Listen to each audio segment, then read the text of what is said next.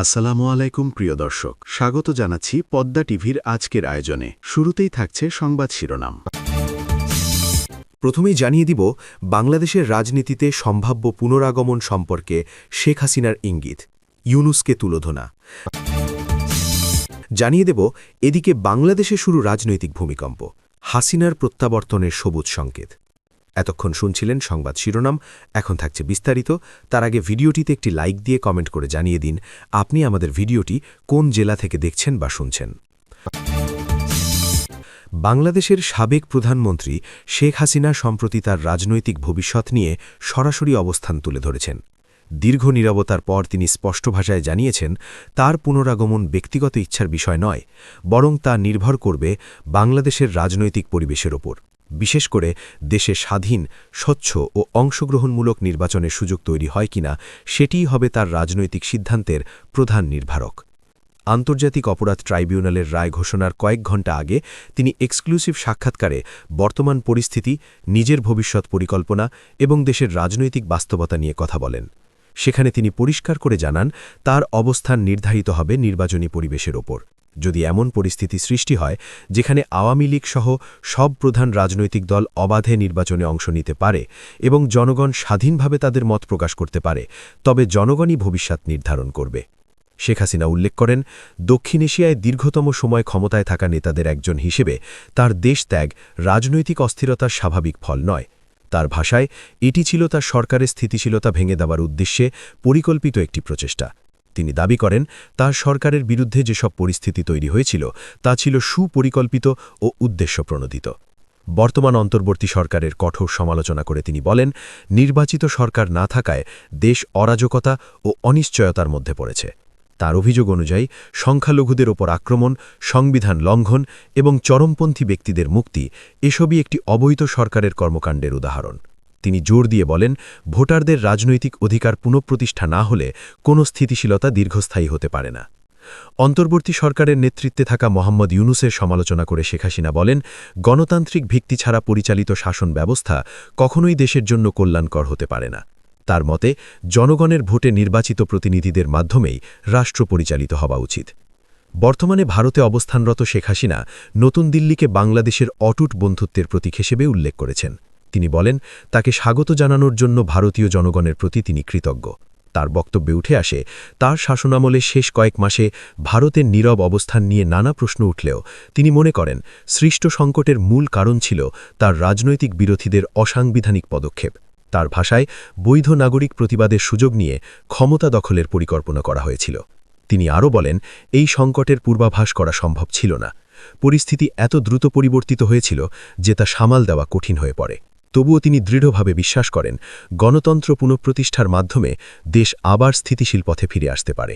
এদিকে দেশে তার সম্ভাব্য প্রত্যাবর্তনকে কেন্দ্র করে রাজনৈতিক অঙ্গনে ব্যাপক আলোড়ন সৃষ্টি হয়েছে। অনেকেই এটিকে রাজনৈতিক ভূমিকম্প হিসেবে দেখছেন। দীর্ঘদিন ধরে যে প্রশ্ন ঘুরপাক খাচ্ছিল, তিনি কি ফিরবেন, এখন তা আরও স্পষ্ট আলোচনায় এসছে। তবে শেখ হাসিনা নিজেই স্পষ্ট করে দিয়েছেন, তার প্রত্যাবর্তন কোনো আবেগঘন সিদ্ধান্ত নয়, বরং তা হবে পরিস্থিতিভিত্তিক। সম্প্রতি তিনি দলের ওয়ার্কিং কমিটির ভার্চুয়াল বৈঠক করেন। বৈঠকে দলের প্রথম শ্রেণীর বেশ কয়েকজন নেতা উপস্থিত ছিলেন। সেখানে দেশের বর্তমান রাজনৈতিক পরিস্থিতি, দলের সাংগঠনিক শক্তি এবং ভবিষ্যৎ করণীয় নিয়ে আলোচনা হয়। বৈঠকে জোর দেওয়া হয় যে দল তার অনুপস্থিতিতেও কার্যকরভাবে টিকে থাকতে সক্ষম। দলীয় কাঠামো ও সংগঠনগত শক্তি এখনও অটুট রয়েছে। শেখ হাসিনা বৈঠকে স্পষ্ট বার্তা দেন, দলের মূল লক্ষ্য হবে গণতন্ত্র পুনঃপ্রতিষ্ঠা এবং ভোটাধিকার নিশ্চিত করা। তিনি মনে করেন, রাজনৈতিক স্থিতিশীলতার জন্য সবচেয়ে গুরুত্বপূর্ণ বিষয় হল জনগণের ভোটাধিকার। যখন জনগণ অবাধে তাদের প্রতিনিধি নির্বাচন করতে পারবে, তখনই প্রকৃত স্থিতিশীলতা ফিরে আসবে। তিনি আরও বলেন, গণতন্ত্র পুনঃপ্রতিষ্ঠার পর বাংলাদেশের বিদেশনীতি দেশের প্রকৃত ঈর্থ প্রতিফলিত করবে। তার মতে, একটি নির্বাচিত সরকারি আন্তর্জাতিক অঙ্গনে দেশের মর্যাদা ও স্বার্থ সঠিকভাবে রক্ষা করতে সক্ষম। শেখ হাসিনার বক্তব্যে একটি বিষয় স্পষ্ট, তিনি রাজনৈতিকভাবে সক্রিয় থাকার সম্ভাবনা উড়িয়ে দেননি, আবার নিশ্চিত প্রত্যাবর্তনের ঘোষণাও দেননি, বরং তিনি দায়িত্বটি জনগণের উপর ছেড়ে দিয়েছেন।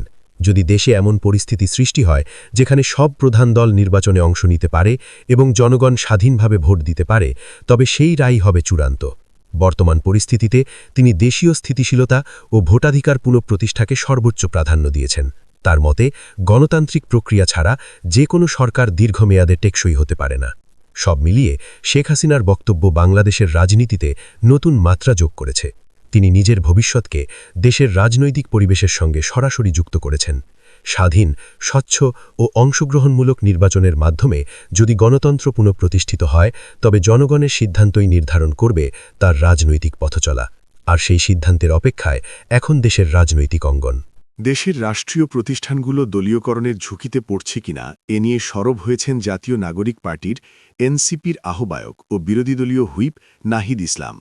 বুধবার সিলেটে অনুষ্ঠিত দলীয় ইফতার মাহফিলে বক্তব্য রাখতে গিয়ে তিনি বলেন, সাম্প্রতিক রাজনৈতিক পরিস্থিতি গভীরভাবে পর্যবেক্ষণ করলে উদ্বেগের যথেষ্ট কারণ রয়েছে। তার ভাষায়, রাষ্ট্রের গুরুত্বপূর্ণ প্রতিষ্ঠানগুলো যদি দলীয় প্রভাবের অধীনে চলে যায়, তবে গণতন্ত্রের ভিত দুর্বল হয়ে পড়ে এবং দেশ একদলীয় শাসনের পথে এগিয়ে যেতে পারে। নাহিদ ইসলাম প্রশ্ন তোলেন, দেশ কি আবার এমন এক বাস্তবতার দিকে যাচ্ছে যেখানে কার্যত একদলীয় আধিপত্য প্রতিষ্ঠিত হবে? তিনি বলেন, গণতান্ত্রিক ব্যবস্থার মূল ভিত্তি হল শক্তিশালী ও স্বাধীন প্রতিষ্ঠান। যদি সেসব প্রতিষ্ঠান নিরপেক্ষভাবে কাজ করতে না পারে, তবে নির্বাচন, প্রশাসন ও বিচার ব্যবস্থা সবই প্রভাবিত হবার ঝুঁকিতে পড়ে। বক্তব্যে তিনি বিশেষভাবে বাংলাদেশ ব্যাংক ও দুর্নীতি দমন কমিশনের কার্যক্রম নিয়ে প্রশ্ন তোলেন। তার মতে, এই প্রতিষ্ঠানগুলো দেশের অর্থনীতি ও সুশাসনের ক্ষেত্রে অত্যন্ত গুরুত্বপূর্ণ ভূমিকা পালন করে। তাই এগুলোর উপর কোনো ধরনের দলীয় প্রভাব পড়লে তা দীর্ঘমেয়াদে রাষ্ট্রের জন্য ক্ষতিকর হতে পারে। বিশেষ করে দুদেকের চেয়ারম্যান ও কমিশনারদের পদত্যাগ প্রসঙ্গে তিনি সরকারের কাছে স্পষ্ট ব্যাখ্যা দাবি করেন।